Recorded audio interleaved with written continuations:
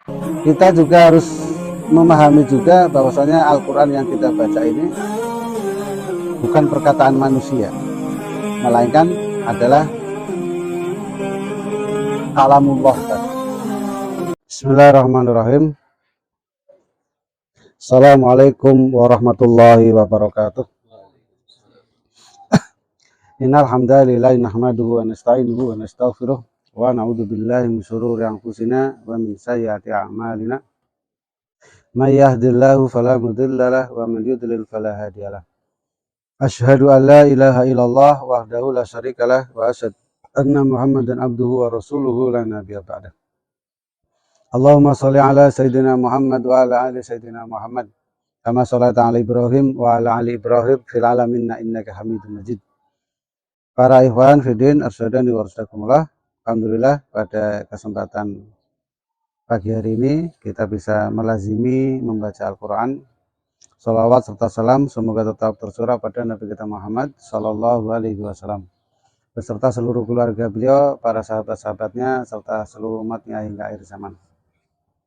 Kemarin sudah kita sampaikan tentang 10 alasan, 10 amalan ya, saat kita membaca Al-Quran. Kemarin baru 2 di antara 10 ya.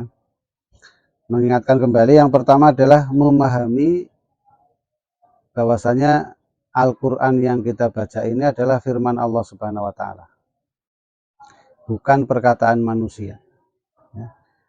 Al-Quran ini adalah firman Allah Subhanahu wa Ta'ala yang diturunkan kepada manusia dengan kasih sayang Allah Subhanahu wa Ta'ala, yang diturunkan kepada manusia supaya sebagai petunjuk dan pedoman bagi manusia, supaya manusia itu bisa selamat dunia dan di akhirat ya. Karena bukan sifat Allah Subhanahu wa Ta'ala kalau Allah Subhanahu wa Ta'ala menuntut manusia untuk berbuat baik, tetapi Allah Subhanahu wa Ta'ala tanpa memberikan petunjuk atau menurunkan rambu-rambunya. Nah, karena Allah Subhanahu wa Ta'ala mempunyai sifat al-adlu, maha adil, maka Allah Subhanahu wa Ta'ala menginginkan manusia itu menjadi baik di dunia dan selamat di akhirat juga.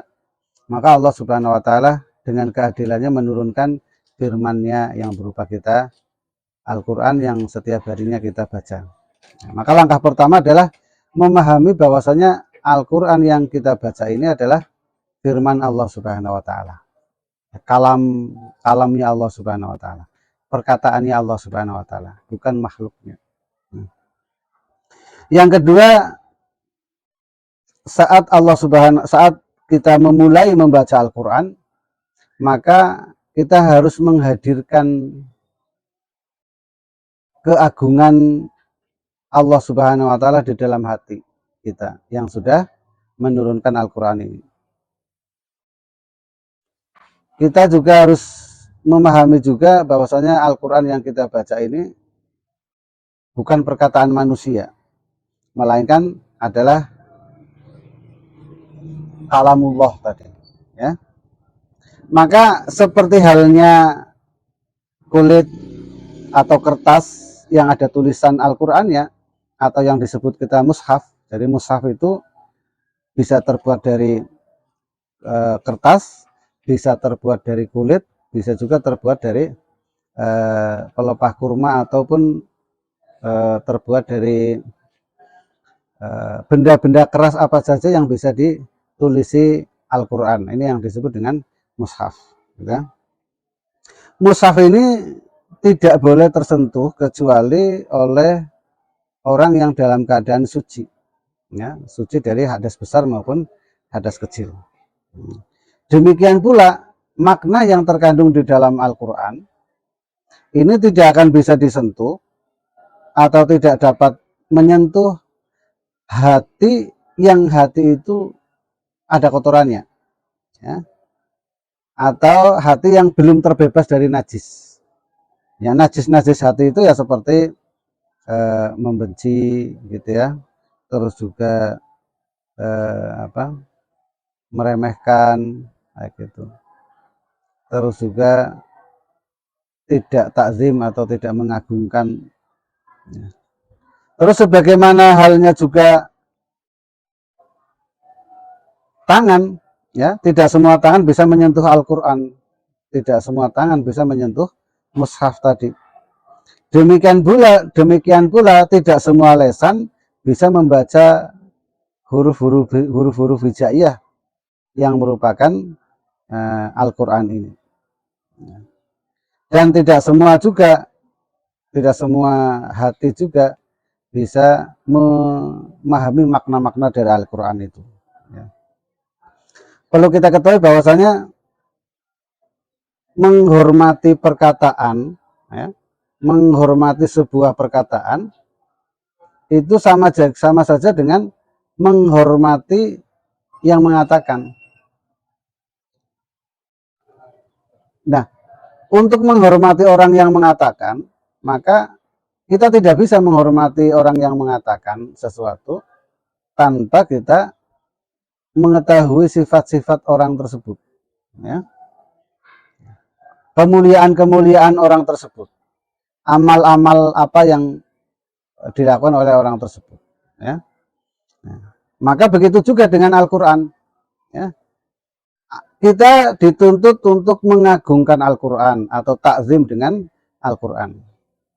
Maka kita tidak bisa mengagungkan Al-Quran tanpa mengagungkan yang berfirman, ya, yaitu Allah Subhanahu wa Ta'ala. Kita tidak bisa mengagungkan Allah Subhanahu wa Ta'ala kalau kita tidak bisa menghadirkan sifat-sifat Allah Subhanahu wa Ta'ala. Kita tidak bisa menghadirkan keagungan Allah Subhanahu wa Ta'ala, ya. Maka hal yang harus kita lakukan pertama kali ketika kita harus mengagungkan Al-Quran adalah mengetahui sifat-sifat Allah Subhanahu wa Ta'ala. Ya, sifat-sifat Allah Subhanahu wa Ta'ala yang pertama, Dia Rahman, Rahim, ya. Allah Subhanahu wa Ta'ala yang menjaga dan merawat Al-Quran sendiri, ya.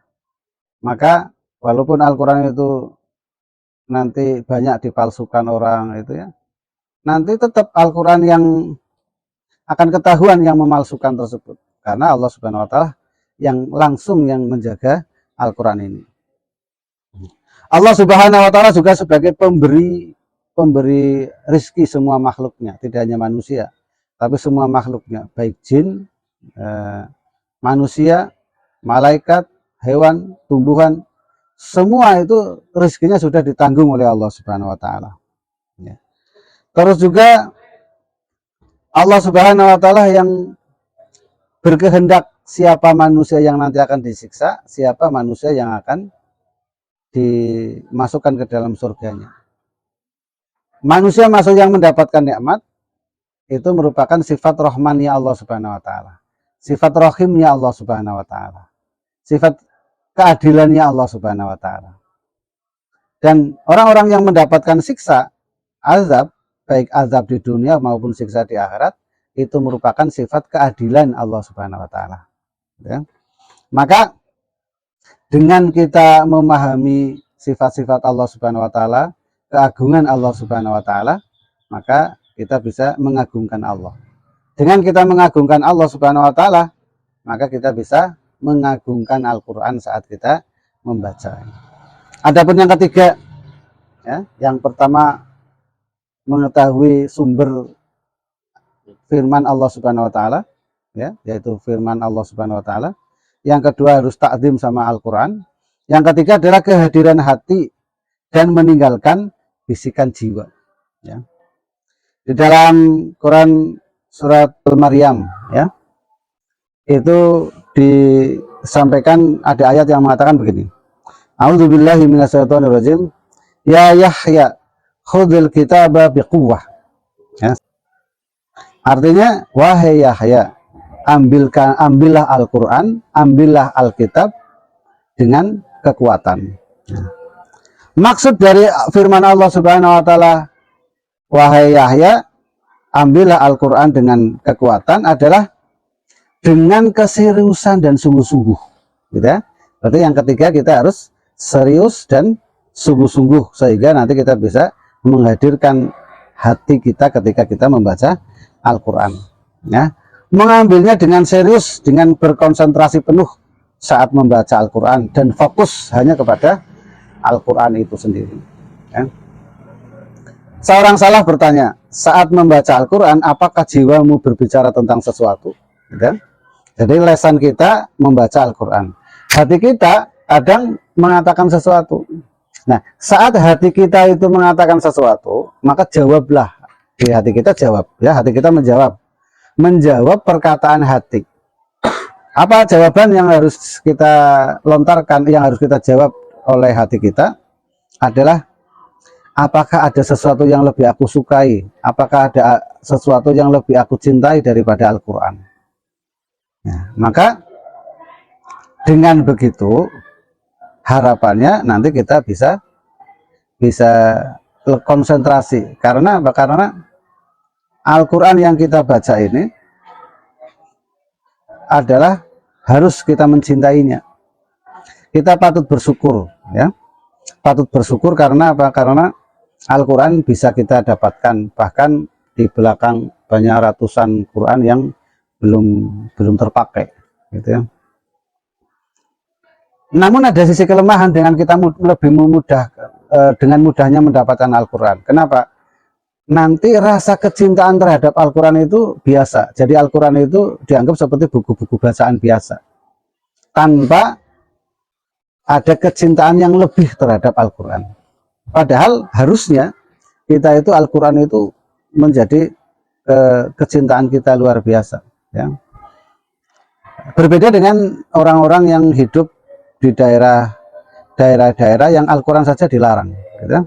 Ada kisah, ada perlombaan Al-Quran internasional, ya. Terus dimenangkan dari mana? Dimenangkan dari negara, kalau tidak salah itu Uzbekistan, ya. Pokoknya daerah yang bekas Uni Soviet, gitu ya. Nah, di negara tersebut komunis yang berkuasa, sedangkan komunis itu anti Tuhan, termasuk anti dengan Al-Quran. Maka di negara tersebut tidak boleh orang mengajarkan Al-Quran, mencetak Al-Quran nggak boleh, membawa Al-Quran nggak boleh, dikirimi Al-Quran juga nggak boleh, ya. Ya, tapi kenapa di negara yang dilarang diajarkan Al-Quran, tapi anaknya bisa menang lomba tilawatil Quran tingkat internasional? Setelah ditanya kenapa bisa seperti itu, ya, proses pengajarannya bagaimana? Mau di negara tersebut dilarang. Proses pengajarannya adalah, saya kalau malam, gitu ya, saya itu kalau malam matahari sudah gelap, gitu, maka mata saya diikat sama bapak saya. Terus saya dibawa naik kuda atau naik kendaraan ke tempat yang jauh sekali. Saya nggak tahu di mana. Pokoknya perjalanannya jauh. Sampai di situ saya merasakan dimasukkan ke dalam gua, ya. Terus di gua itu nanti mata saya baru dilepas, ya. Tutup mata saya baru dilepas. Bapak saya ambil mushaf yang sudah lusuh di dalam gua tersebut. Lalu ayah saya membaca dan mulai mengajari saya Al-Quran. Nah, setelah selesai mata saya ditutup kembali, saya dinaikkan ke kendaraan dan pulang, perjalanan pulang yang jauh. Baru nanti setelah sampai rumah baru diajarkan, dibuka mata saya. Dan selama di rumah saya tidak boleh memurojaah dengan suara yang keras, karena nanti akan diketahui tetangga bahwasanya rumah tersebut membaca Al-Quran. Kalau ketahuan nanti bisa diguru oleh pemerintah setempat. Nah, dan cara seperti itu juga dikerjakan oleh kakek saya terhadap bapak saya. Nah, maka beruntunglah kita, ya. Beruntunglah kita di negara kita Al-Quran masih bebas beredar dan bebas belajar membaca Al-Quran. Nah, namun kecintaan itu kecintaan terhadap Al-Quran harus lebih kita tingkatkan kembali, ya. Sebagian kaum salaf itu apabila membaca satu ayat tetapi tanpa kehadiran hati ketika membacanya, maka mereka mengulangi lagi, gitu ya. Saya baca satu surat atau satu halaman, kok hati kita itu tidak fokus terhadap bacaan Al-Quran yang kita baca, kita ulangi lagi dari awal. Begitu terus. Dalam rangka apa? Dalam rangka melatih kejiwaan kita untuk fokus terhadap apa yang kita baca. Kehadiran hati seperti ini hanya akan muncul jika sikap takzim kita terhadap Al-Quran di amalan yang kedua itu bisa kita amalkan, ya, bisa kita kerjakan, ya. Jadi sikap fokus seperti ini nggak bisa ketika yang kedua ini belum kita amalkan, ya. Karena orang yang mengagumkan Al-Quran yang ia baca pasti akan merasa senang dengan bacaan tersebut, ya. Dan sehingga dia akan melalaikan Al-Quran itu, Al-Quran itu melalaikan dari pikiran-pikiran yang lain. Di dalam Al-Quran banyak sekali ayat-ayat yang bisa membuat hati kita senang, baik dengan kabar gembira, gitu ya, baik dengan fadilah-fadilah yang ada di dalam Al-Quran, baik dengan kisah-kisah yang ada di dalam Al-Quran. Intinya banyak sekali ayat-ayat yang membuat kita bisa bahagia, ya, dan membuat kita senang, membuat kita tertarik. Maka jika demikian halnya, bagaimana mungkin ia akan mencari kesenangan dengan memikirkan yang lain? Sesungguhnya orang yang sedang berada di sebuah taman yang indah, maka dia tidak akan sempat memikirkan pemandangan yang lain, ya. Dan yang keempat akan kita lanjutkan pada pertemuan yang akan datang, yaitu tentang tadabbur Quran. Nah, apa itu tadabbur? Nanti akan kita bahas dan kita terangkan pada kesempatan yang lain. Mudah-mudahan bermanfaat untuk diri saya pribadi dan bermanfaat untuk para teman-teman semua. Subhanakallahumma wa bihamdika asyhadu an la ilaha illa anta astaghfiruka wa atubu ilaik. Assalamualaikum warahmatullahi wabarakatuh.